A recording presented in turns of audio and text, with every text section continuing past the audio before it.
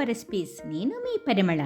ఈరోజు ఆహాహో రెసిపీస్లో ఇంట్లో ఉండే ఇంగ్రీడియంట్స్తోనే, అవి కూడా చాలా తక్కువ ఇంగ్రీడియంట్స్తో ఒక్కసారి తింటే మళ్ళీ మళ్ళీ తినాలనిపించే రుచితో చాలా ఈజీగా టేస్టీగా ఎవరైనా చేసుకోగలిగే కొబ్బరితో హల్వాని ఎలా చేయాలో చేసి చూపిస్తున్నాను.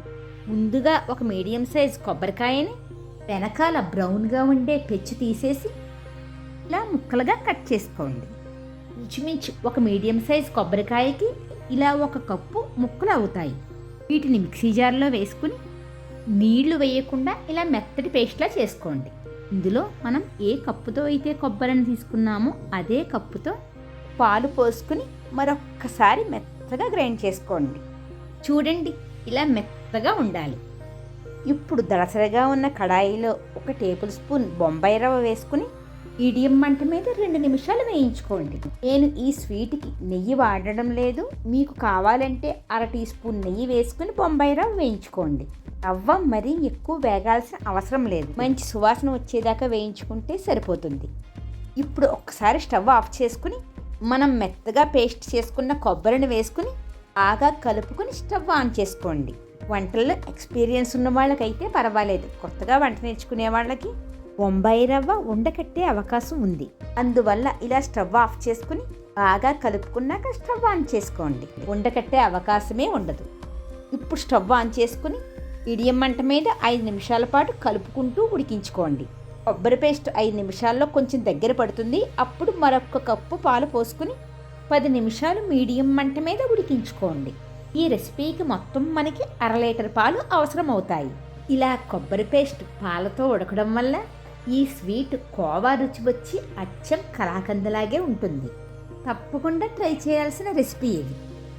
ఈ స్వీట్ని నేను పంచదార లేకుండా హెల్దీగా పటికి బెల్లంతో చేస్తున్నాను. పటికి బెల్లాన్ని ఇలా క్రష్ చేసుకుని 1/2 కప్పు తీసుకోండి. ఈ కొబ్బరి హల్వాకి ఎక్కువ తీపి అవసరం లేదు. కేవలం 1/2 కప్పు అంటే 1/2 కప్పు పటికి బెల్లం సరిపోతుంది. పటికి బెల్లం ప్లేస్లో పంచదారను కానీ బెల్లాన్ని కానీ వాడుకోవచ్చు. కానీ బెల్లం వేసుకుంటే ఇంత తెల్లగా రాకుండా కొంచెం రంగు మారుతుంది, కానీ టేస్ట్ అయితే చాలా బాగుంటుంది. ఈ కొబ్బరి హల్వా 10 నిమిషాలు ఉడికాక ఇలా కొంచెం దగ్గర పడుతుంది. ఇందులో పటికి బెల్లం వేసుకుని మీరు కొంచెం తీపి ఎక్కువ తినాలి అనుకుంటే మరొక టేబుల్ స్పూన్ పటికి బెల్లాన్ని వేసుకోండి. సరిగ్గా సరిపోతుంది. పటికి బెల్లం వేసుకున్నాక ఇలా బాగా కలుపుకుని మరొక 5 నిమిషాలు ఉడికించుకుంటే అమృతం లాంటి కొబ్బరి హల్వా రెడీ అయినట్లే. మన ఇంట్లో పాలు, కొబ్బరి ఇప్పుడు అందుబాటులోనే ఉంటాయి. మీకు ఎప్పుడైనా స్వీట్ తినాలనిపించినప్పుడు లేదా ఎవరైనా చుట్టాలు వచ్చినప్పుడు కేవలం 15 నుంచి 20 నిమిషాల్లోనే చేసేసుకోవచ్చు.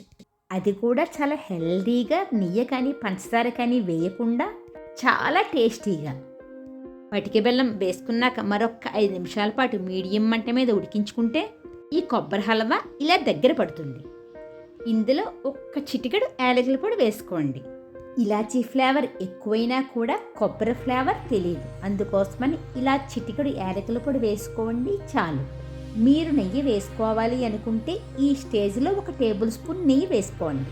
కొబ్బరి హల్వా మరీ గట్టిగాను కాకుండా జారుగాను కాకుండా ఇలా ఉండాలి. ఇందులో 2 నుంచి 3 టేబుల్ స్పూన్స్ సన్నగా కట్ చేసుకున్న బాదం పప్పుని వేసుకోండి. బాదం పప్పుని వేయించాల్సిన అవసరం లేదు. తినేటప్పుడు పంటికి తగులుతూ బాదం పప్పులు చాలా బాగుంటాయి. ఇదేనండి, నోట్లో వేసుకుంటే ఇట్టే కరిగిపోయే కొబ్బరి హల్వా రెడీ అయింది. ఈ కొబ్బరి హల్వా వేడిగా కన్నా కూడా ఫ్రిడ్జ్లో పెట్టుకుని చల్లగా తింటేనే చాలా బాగుంటుంది. ఇందులో నేను నెయ్యి కానీ పంచదార కానీ ఏమీ వాడలేదు, కానీ టేస్ట్ అయితే మాత్రం చాలా అంటే చాలా బాగుంటుంది. ఒక్కసారి ట్రై చేసి ఎలా వచ్చిందో నాకు కామెంట్స్లో తెలియజేయండి. నచ్చినట్లయితే లైక్ చేసి షేర్ చేయండి. ఈ హల్వా ఫ్రిడ్జ్లో పెట్టుకుంటే 4-5 రోజుల పాటు ఫ్రెష్గా ఉంటుంది. చిన్నపిల్లలు, పెద్దవాళ్ళు బాదం పప్పుల్ని తినలేకపోతే స్కిప్ చేసినా కూడా ఈ హల్వా చాలా బాగుంటుంది.